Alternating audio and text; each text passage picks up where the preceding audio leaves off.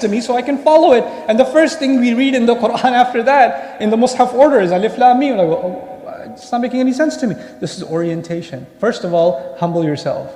You don't know everything. Until that becomes settled in your mind, you're not ready for guidance yet.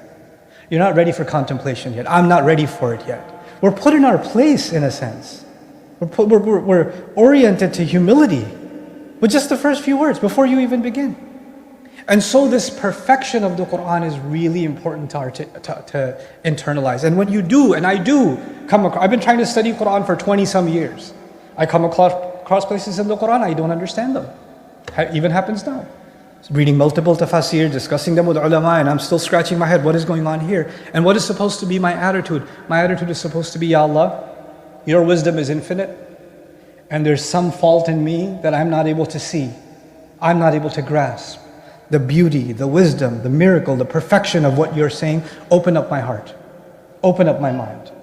Give me a fath from that can only come from you, because I can't see it yet. Because this is a treasure that I have to acknowledge I'm not worthy of it, and I've been given access to it anyway.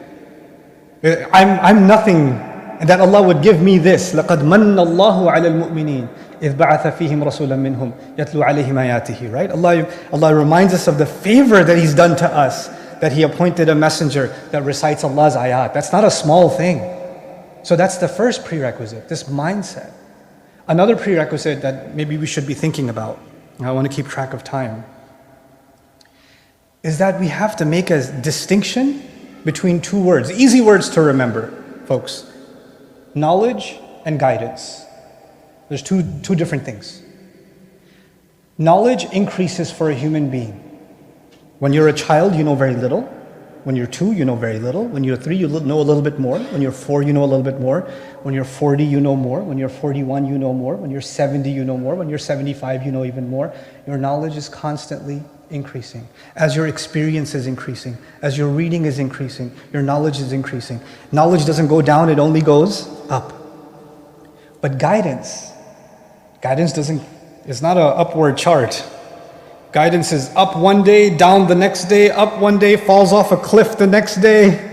It's heading in a really bad direction one day. It's making some progress in Ramadan, then after Eid something happens, and the chart looks very unstable when it comes to guidance. The chart for knowledge looks pretty good.